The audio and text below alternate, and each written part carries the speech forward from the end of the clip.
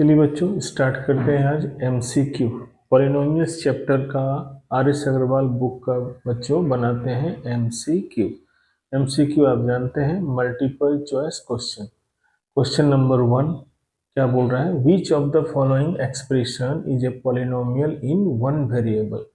Question को ठीक से पढ़िएगा बच्चों, क्योंकि आप पूरा चैप्टर खत्म कर चुके हैं तो आपको क्या है ना, एमसीक्यू बनाना आपके लिए बहुत ही आसान होगा और ये भी आपको जरूर बनाना चाहिए बच्चों। तो चलिए, which of the following expression is a polynomial in one variable.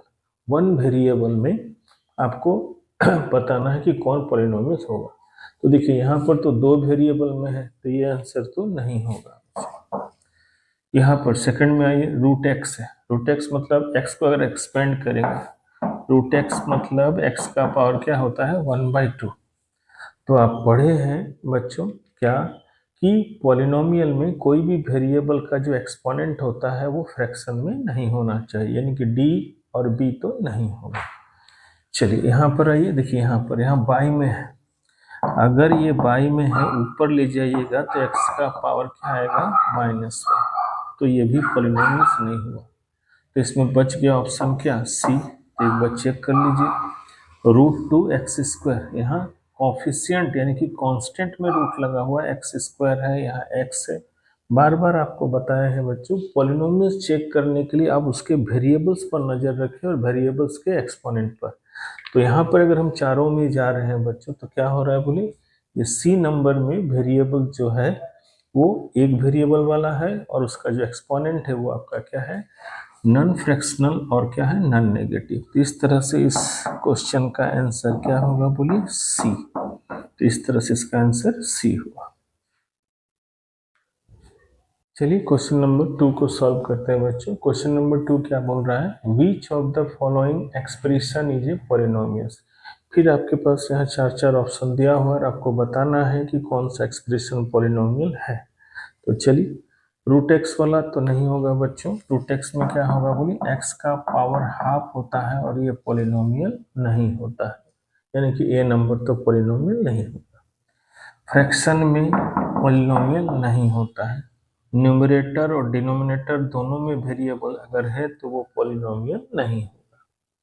आइए यहाँ पर देखिए, x² अगर ऊपर जाएगा, x² ये तो ठीक है, x² नीचे से ऊपर जाएगा, रेसिप्रोकल में है उसको ऊपर ले जाइएगा तो x का पावर क्या आएगा -2, तो ये भी आपका पॉलिनोमियल नहीं। तो आप इसको बिना चेक किए भी बच्चों आप डाल सकते हैं क्या, क्योंकि चार ऑप्शन है और उसके बाद कोई ऑप्शन नहीं है और आपको पॉलिनोमियल चुनना है। तो अगर वह ए बी सी नहीं है तो डी ही आपका करेक्ट आंसर होगा। क्लियर। चलिए फिर भी इसको हम लोग सॉल्व करके समझ लेते हैं। तो आइए, आंसर तो क्या आएगा बच्चों बोलिए, आंसर आएगा डी, यानी कि यही होगा। चलिए देखते हैं, x², ये तो सही है बच्चों। x का पावर देखिए यहाँ 2 है, x का पावर 3/2। रूट एक्स का मतलब x का पावर क्या होता है, हाफ। तो बाई में क्या आया, x का पावर हाफ और +6। जब बेस सेम होता है बच्चों, बेस सेम है और क्या है वो डिवाइड में है तो एक्सपोनेंट क्या होता है, सब्ट्रैक्ट होता है। तो चलिए एक्सपोनेंट को सब्ट्रैक्ट करते हैं। तो 2x का पावर 3/2 से क्या घटेगा, 1/2। तो 3/2 से 1/2 घटाइएगा तो 2/2 आएगा। 3/2 -1/2 तो 2, 3 -1, 2/2 कटेगा तो क्या आएगा 1। इस तरह से x², ये क्या हुआ बोलिए, x² + 2x + 6। तो देखिए ये क्या है, एक पॉलिनोमियल है। क्यों, क्योंकि इसमें एक ही वेरिएबल है और वेरिएबल्स का जो एक्सपोनेंट है वो आपका क्या है, नॉन नेगेटिव है और नॉन फ्रैक्शनल है। नॉन नेगेटिव और नॉन फ्रैक्शनल है। तो इस तरह से क्वेश्चन नंबर 2 का आंसर कौन आएगा, डी आएगा बच्चों। चलिए चलते हैं क्वेश्चन नंबर 3 और क्वेश्चन नंबर 4 पर। क्वेश्चन नंबर 3 बोल रहा है बच्चों, which of the following is a polynomial. इसमें कौन सा आपको पॉलिनोमियल है और कौन पॉलिनोमियल नहीं है। खैर नहीं तो नहीं, जो पॉलिनोमियल उसको ढूंढना है। तो चलिए देखते हैं बच्चों। आइए, इसको अगर हम ब्रेक करेंगे बच्चों तो क्या बनेगा बोलिए, आप जानते हैं y का पावर 1/3। तो ये आपका पॉलिनोमियल नहीं है। ये ब्रेक होगा तो y का पावर क्या बनेगा 1/2, यानी कि ये भी आंसर में नहीं है, ये भी आंसर में नहीं है। ठीक, ये देखिए, ये 1/2 को ऊपर ले जाइएगा तो y का पावर ये वाला क्या बनेगा बोलिए -1/2। तो ए भी नहीं, बी भी नहीं, डी भी नहीं, तो एग्जैक्टली बच गया कौन, सी। इस तरह से इस क्वेश्चन का आंसर क्या आएगा बोली, सी आएगा। मेरे ख्याल से बच्चों ये सब आपको आसानी से समझ में आना चाहिए, क्योंकि पूरा चैप्टर हम लोग डिटेल में पढ़ चुके हैं और इंट्रोडक्शन में भी इसका सारा चीज़ आपको समझाया जा चुका है। तो आप पिछले वाले वीडियो से आपको सारा देखिए और इसको क्या है ना, आप आराम से समझ भी सकते हैं और आराम से अपने से बना भी सकते हैं। चलिए चलते हैं phone number. Which of the following is a polynomial. यहाँ फिर आपको पॉलिनोमियल्स के बारे में पूछ रहा है, तो चलिए देखिए, यहाँ 1/x ऊपर जाएगा तो क्या बनेगा, नेगेटिव, तो ये पॉलिनोमियल नहीं है। यहाँ भी 1/x ऊपर जाएगा तो नेगेटिव होगा, यानी कि ये भी पॉलिनोमियल नहीं है। रूट एक्स अभी तोड़े थे, किसी भी वेरिएबल पर अगर रूट लगा हुआ है तो उसको तोड़िएगा तो ये क्या आएगा, नॉन फ्रैक्शनल, यानी कि फ्रैक्शन में आ जाएगा। तो बच गया ऑप्शन में क्या बोली, -4। और ये कौन सा पॉलिनोमियल में आएगा, कांस्टेंट पॉलिनोमियल में, 0 डिग्री वाला। इसको क्या लिख सकते हैं बोलिए, -4 × x का पावर 0। तो 0 डिग्री वाला ये क्या है बोलिए, कांस्टेंट पॉलिनोमियल। इसका आंसर क्या आएगा बच्चों बोलिए, डी। इस तरह से 3 का आंसर है सी और 4 नंबर का आंसर क्या होगा, डी। चलिए चलते हैं क्वेश्चन नंबर 5 में। क्वेश्चन नंबर 5 बोल रहा है बच्चों, which of the following is a polynomial. यहाँ पर आपको भी इस क्वेश्चन में भी आपको पॉलिनोमियल ढूंढना है। तो चलिए, माइनस डिग्री माइनस एक्सपोनेंट वाला पॉलिनोमियल नहीं होता है, तो ये तो नहीं होगा। यहाँ पर भी माइनस है तो ये भी पॉलिनोमियल नहीं होगा। इसमें भी माइनस है तो ये पॉलिनोमियल नहीं हो गया। तो ये बच गया कौन, 0, जिसको हम लोग क्या बोलते हैं, 0 पॉलिनोमियल। लेकिन इसका हम लोग डिग्री नहीं निकाल सकते, ध्यान रखिएगा। ये क्या है बोलिए, 0 पॉलिनोमियल है लेकिन इसका डिग्री नहीं निकलेगा, यानी कि आंसर क्या आएगा बच्चों बोलिए, डी। इस तरह से क्वेश्चन नंबर 5 का आंसर क्या निकला, डी।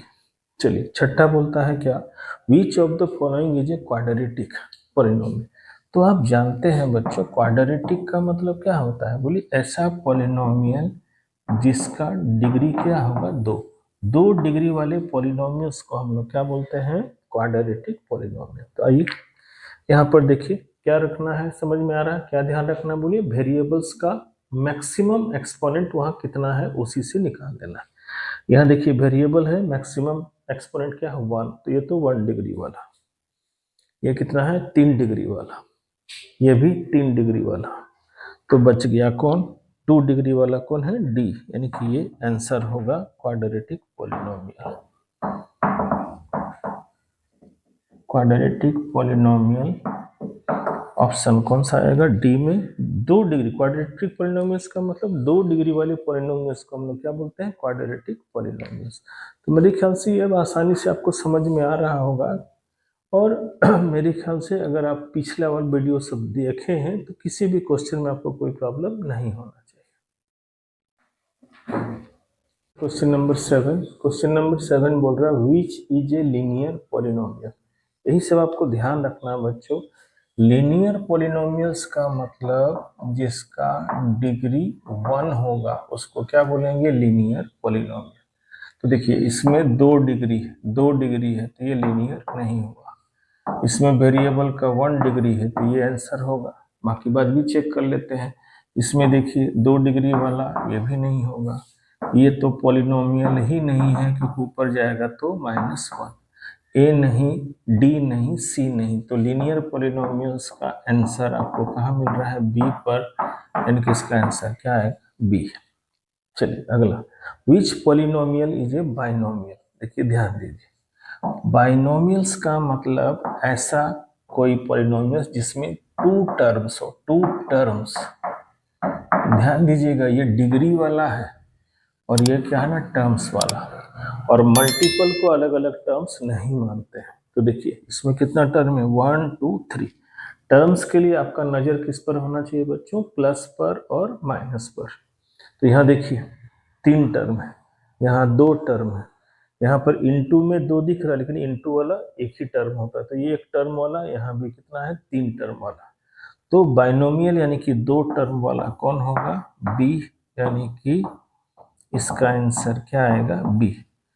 7 नंबर का आंसर भी बी है और 8 का भी बी है, लेकिन हाँ ध्यान क्या रखना, डिग्री से डिफाइन होता है लीनियर, क्वाड्रेटिक, क्यूबिक, और नंबर ऑफ टर्म्स से डिफाइन होता है क्या, monomial, binomial, trinomial and so on. तो 7 और 8 आपको समझ में आ गया होगा बच्चों। चलिए बच्चों बनाते हैं क्वेश्चन नंबर 9 और 10। 9 पूछ रहा है √3 is a polynomial of degree. तो ध्यान देंगे बच्चों, √3 क्या है, बोलिए कांस्टेंट टर्म। √3 में कोई वेरिएबल नहीं है, तो ये क्या है, कांस्टेंट। और कांस्टेंट वाला पॉलिनोमियल का डिग्री हमेशा क्या होता है, बोलिए 0। कैसे हम दिखा रहे हैं, देखिए √3 को हम लोग लिख सकते हैं कैसे, बोलिए √3 इंटू वेरिएबल का पावर क्या देंगे, 0, क्योंकि x का पावर 0 का वैल्यू क्या होता है, 1। तो √3 को 1 से मल्टीप्लाई करेंगे तो कोई फर्क नहीं पड़ेगा। तो कांस्टेंट पॉलिनोमियल्स का डिग्री हमेशा क्या होता है, 0, यानी कि इसका आंसर क्या आएगा बच्चों, बोलिए डी। √3 कांस्टेंट पॉलिनोमियल है और कांस्टेंट पॉलिनोमियल्स का डिग्री हमेशा क्या होता है, 0। चलिए चलते हैं 10 नंबर, डिग्री ऑफ 0 पॉलिनोमियल्स। थोड़ा देर पहले आपको बताया बच्चों कि 0 पॉलिनोमियल्स के डिग्री को हम लोग फाइंड नहीं कर सकते, यानी कि ये क्या आएगा, नॉट डिफाइंड, यानी कि इसका आंसर क्या होगा, सी। इस तरह से 9 का आंसर है बच्चों डी और 10 का आंसर है क्या, सी। 10 नंबर में ध्यान रखिएगा, 0 पॉलिनोमियल यानी कि 0 पॉलिनोमियल में कौन आता है, 0। तो 0 में अगर हम वेरिएबल अगर डाल भी देंगे बच्चों, तो क्या होगा, ये तो आपको डिफाइन नहीं ना करेगा, डिफाइन नहीं करेगा। इसलिए 0 पॉलिनोमियल्स के डिग्री को हम लोग डिफाइन नहीं कर सकते, तो आंसर क्या आएगा, सी। इस तरह से देखिए हम 10 नंबर तक क्वेश्चन आपको सॉल्व कर दिए और हमको उम्मीद है कि आपको समझ में आ गया हो।